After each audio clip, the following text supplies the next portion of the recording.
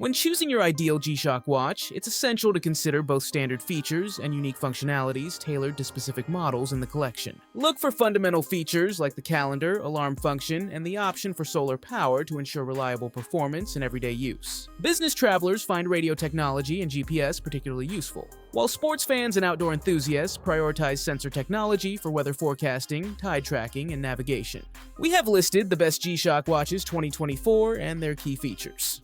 You need to consider this to help you choose the best one for you. For more information on the product, as always, I've included a link in the description box down below, which are updated with the best prices on each product. Like the video, comment, and don't forget to subscribe. Be sure to stay tuned till the end so you don't miss anything. Now let's get started.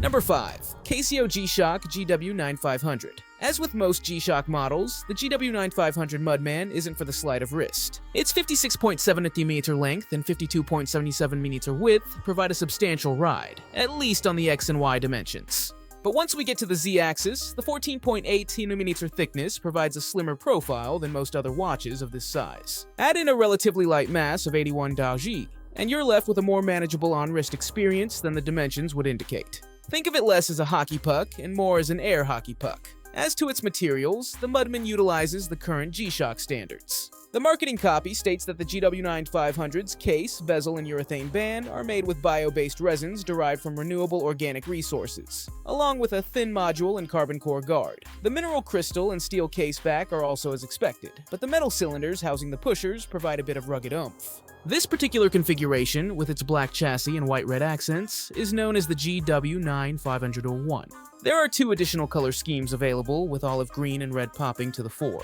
A note on the band. As flexible and nicely textured as it may be, I feel that the clasp holes are perhaps a millimeter or 2 too far apart. The fit on my 7-inch wrist was always either slightly too tight or loose. Apart from the usual G-Shock durability and Casio's suite of timekeeping features, the GW9500 packs several outdoorsy party tricks. There's the one-click compass, accessible with a press of the 2 o'clock button, the barometer at 3 o'clock, and the altimeter at 4 o'clock. And a note on the pushers. Unlike some hard-use watches, the buttons on the Mudman are impressively easy to use. I like the contrast between the black-capped pushers on the right and center and the plain steel of the mode and adjust pushers on the left, which creates a neat bit of visual interest. Number 4. Casio G-Shock GWGB1000. Let's start with the exterior. The new Mudmaster GWGB1000. The case measures an impressive 52.1 mm wide, 58.7 mm long, and 16.2 mm thick. It makes the watch slightly smaller than the 54.4 x 61.2 x 16.1 mm case of the GWG2000. But as you will understand, we are talking about a big watch. Despite its size, the new Mudmaster weighs only 114 grams. It is 8 grams heavier than its more luxurious brother, which comes with a carbon bezel. Both watches feature a carbon core guard case made of carbon fiber reinforced resin. Unlike the GWG2000, this new Mudmaster uses bio-based resin for the case, bezel parts, and band. The bezel ring is made of stainless steel, and the bezel guards are placed on top. The upper and lower bezel guards are stainless steel and feature a DLC coating, while the guards on the left and right sides of the case are made of carbon fiber reinforced resin. The dial features a combination of analog and digital displays. The design is in line with what we have come to know from the Mudmaster series. But there are aesthetic and practical updates to the design. The aesthetic changes are far from revolutionary.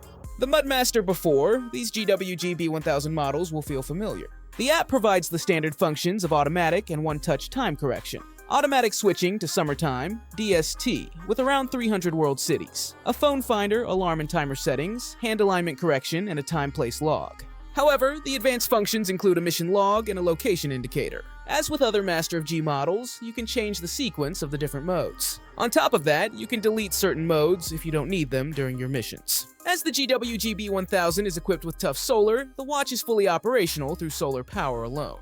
That's why it only makes sense that the watch has a sapphire crystal and that the strap keeper is made of stainless steel instead of the usual resin.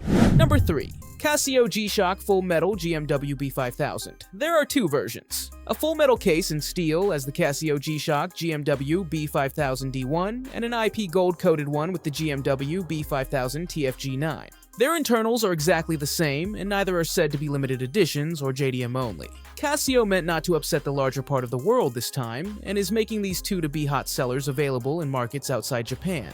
Based on your comments under the news article and on social media, I see there are a few questions frequently associated with an all-metal G-Shock 5000 series. Mainly, these concern wearability and durability, so let's clear these up now. Casio has thrown the lot at the Full Metal 5000 series. The awesome tough solar technology is there with a cool Super Mario-inspired brick-like patterned solar panel around the periphery of the screen. Then we have Multiband 6 for radio-controlled atomic clock accuracy, refreshed up to 6 times per day, 5 times per day in China, 300 city world time, 1/100th second chronograph, perpetual calendar, daily alarms, and Bluetooth 4.1 low energy consumption connectivity. This latter is designed to work with Casio's G-Shock connected app for iOS and Android, but notably, this doesn't turn any of these into a smartwatch per se. Instead, the communication with the app was designed to enhance the watch's functionality and accuracy, rather than turn it into a notification delivery machine. A few cool things you can do with the app. You can sync atomic time from your phone. You can set up reminders in the app and have them show up on your watch, including specific text shown in the circled part in the top right segment of the screen. Birthday year 01.01, and it will spell that out in that little window at the preset time. You can also use your watch to help the app log your progress. Press the correct button in the right mode on the watch, and the app will take that as a cue and log your position and time on your phone. Number 2, Casio G-Shock GPR H1000. It's made for the outdoors, but unlike the similar G-Shock Mudman I wore recently, it has all the connected features you could want. It uses the same platform as the G-Shock GBD H2000, so it maintains a Bluetooth connection to your phone, delivers notifications, and tracks workouts with its heart rate and blood oxygen monitor. It has a built-in GPS, a compass, an altimeter, a barometer, and a tide graph. If that wasn't enough, it also connects to Apple Health, Google Fit, and Strava. It's a comprehensive mix of what makes the Apple Watch Ultra 2 or a Garmin smartwatch tempting, just with G-Shock's trademark design and toughness, and without having to make the same level of commitment. I don't feel tied to the G-Shock Rangeman. If I decide not to wear it, it's fine. There's no pressure involved, as it does not send constant reminders to move around or push me to meet any targets, so I don't feel guilty when I do put it back on. When I go back to it, it's because I want to wear it, and when I put it on, I love the way it looks and makes me feel. As much as I like the Apple Watch Series 9 and the Apple Watch Ultra, and appreciate how watch-like they are for smartwatches, I rarely get the urge to wear them in the same way I do with a traditional watch. The Rangeman isn't a small watch. It's a big, serious, imposing tool watch, and you need to be pretty confident to wear it. At 53mm wide and 20mm tall, it doesn't fit under a shirt cuff and is more comfortable worn with your sleeve behind it, so you can show the watch off to the world. It comes in the ordinary black color seen in our photos, or a very bright yellow if you don't think the size of the watch will make it stand out enough. What I love about the Rangeman and G-Shock watches in general is there's a reason for a lot of the design choices. Number 1, Casio G-Shock MRG B5000R1. Casio always worked on lifting at least a part of its G-Shock series to a premium level. In 1996, the MRG 110 came close to G-Shock's iconic square design in full metal.